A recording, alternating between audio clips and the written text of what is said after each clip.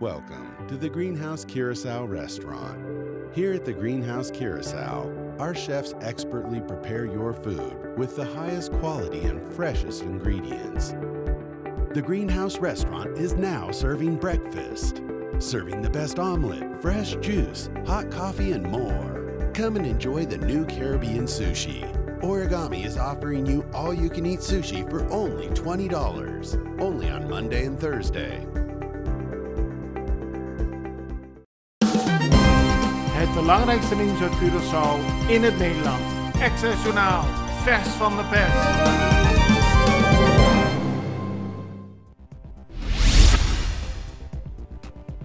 De Nederlandse politieke partij B1 pleit ervoor dat er een einde komt aan de in hun ogen ongelijkwaardige relatie tussen Nederland en de Caribische eilanden van het Koninkrijk.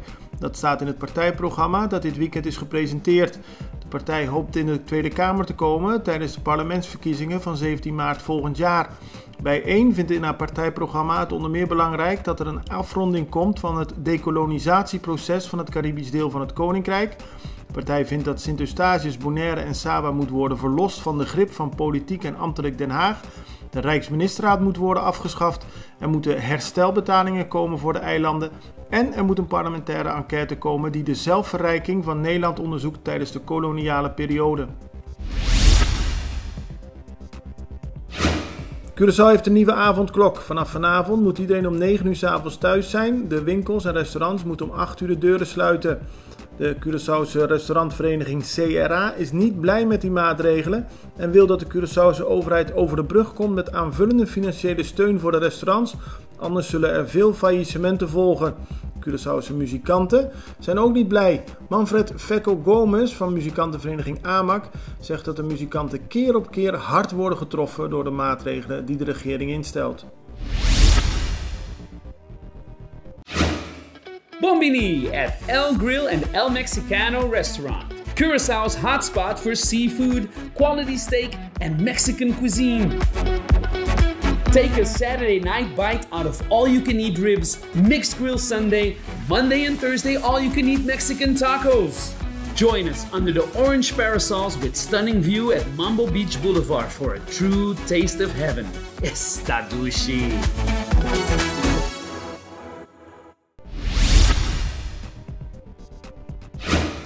Het aantal coronabesmettingen is de afgelopen periode flink gestegen op Curaçao. Gisteren werd het aantal van 410 bereikt, waaronder veel werknemers in het ziekenhuis.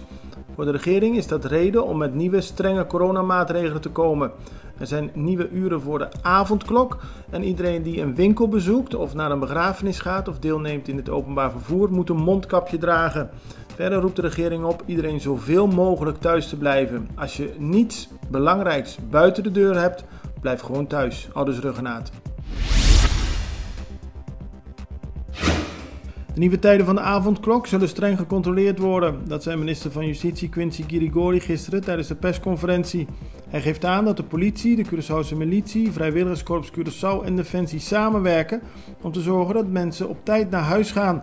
Volgens de minister zal de autoriteit duidelijk zichtbaar op straat aanwezig zijn. How does D-Point work? Charging your car is like charging your phone.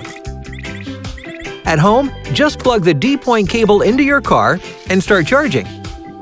At work or at public parking spaces with green areas, plug in the D-Point cable. Swipe your D-Point token, and you're all set and done. For more information, please visit dpoint.net. Charging instructions can be found on every D-Point.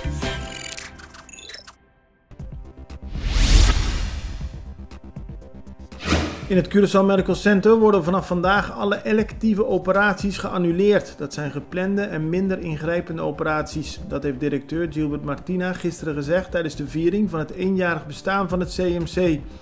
Er waren gisteren 40 werknemers van het ziekenhuis besmet met het coronavirus. Door de operaties te annuleren kan het aantal patiënten in het ziekenhuis worden verminderd. Er zijn door de besmettingen namelijk minder zorgverleners. Het CMC heeft hulp gevraagd aan Nederland. Afgelopen zaterdag kwam er al verplegend personeel uit Saba en Sint-Eustatius aan om te helpen.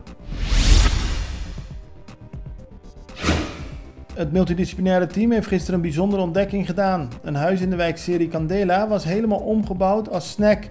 Binnen zaten de mensen alsof ze een normaal café bezochten. Maar er waren geen vergunningen en ook werd niet gelet op de coronaregels. De illegale snack is gesloten.